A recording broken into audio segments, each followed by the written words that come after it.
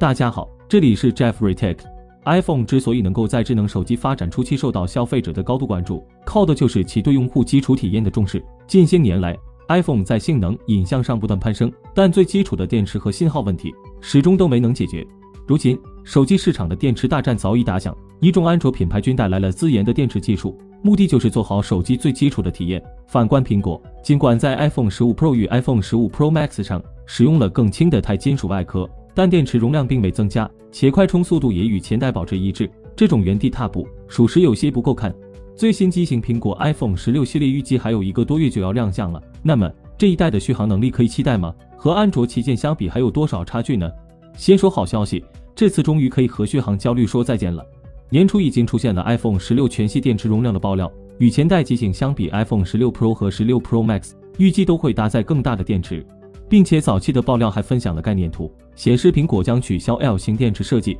近日，爆料者刹那数码也分享了 iPhone 16 Pro 和 Pro Max 的毫安时数据。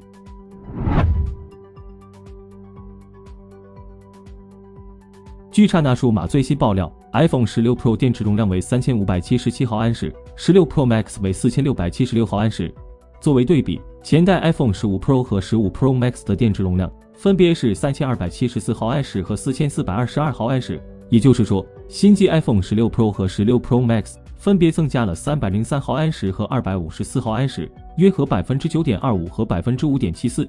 其中 iPhone 16 Pro 相比前代 Pro 机型容量变化最为明显，增加超过了 9%。除此之外，这两款新机还将采用叠层电池技术，从而提高能量密度，延长续航时间。前段时间有消息称 iPhone 16 Pro Max 的续航时间将达到30小时，相比前代官网宣称的29小时，提升了1小时。同时 iPhone 16 Pro 系列还有望支持40瓦的有线充电和20瓦的 MagSafe 磁吸充电，这对苹果来说算是一项史诗级升级了。毕竟自 iPhone 使用 PD 快充以来，充电速度就一直没有太大变化。不过吧，虽然 iPhone 16 Pro Max 的电池容量和快充都有升级，但是放到今年下半年依然没啥优势可言。因为从爆料来看，年底那波安卓迭代旗舰有不少都要上6000毫安时级别的超大电池，再加持3纳米的骁龙8 Gen 4和天玑9400芯片，它们的综合续航预计会有大幅度提升，而且还有100瓦级快充。所以说，苹果这波升级和自己比确实是史诗级加强，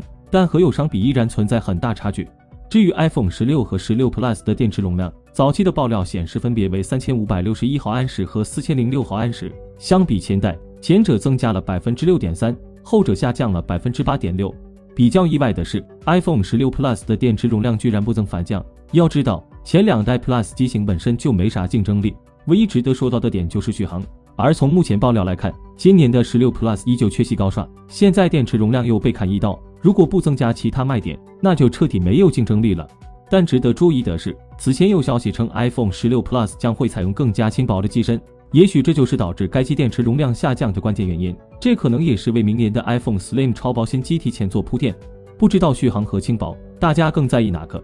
说回到续航，前面我们提到骁龙8 Gen 4的综合续航预计会有大幅度提升，并不是空穴来风。此前关于骁龙8 Gen 4的爆料消息，无不指向其堪称激进的性能释放，这也使得用户怀疑其是否会成为新一代火龙。近日，博主数码闲聊站放出消息，一定程度上打消了用户对骁龙8 Gen 4功耗表现的担忧。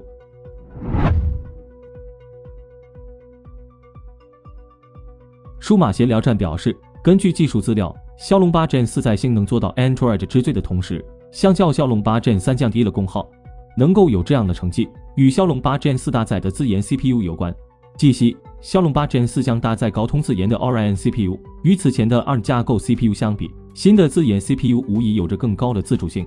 有消息称，骁龙8 Gen 4的 CPU 主频突破了 4GHz， 这是高通史上主频最高的 5G 手机芯片。值得一提的是， Orin CPU 来自被高通收购的芯片初创公司 Nuvia， 这家2019年成立，2021年就被收购的公司，有着包括苹果前 CPU 首席架构师 Gerard Williams 在内3名来自苹果的大将。在成立 Nuvia 之前， Gerard Williams 曾负责了苹果 A7 到 A14 处理器的开发，并参与了 Cortex A 系列的定义。现在，骁龙8 Gen 4将成为这位行业大佬在高通的首秀。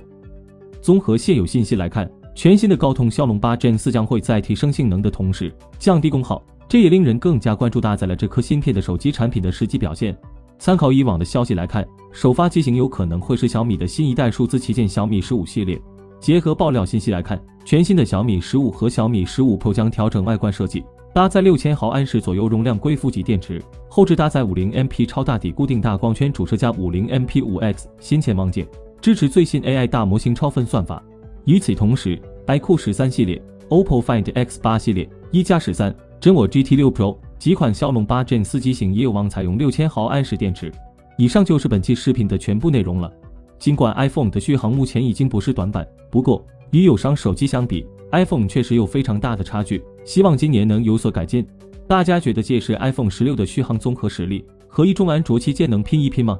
欢迎和我们交流互动，想了解更多数码资讯，记得关注我们的频道，我们下期再见。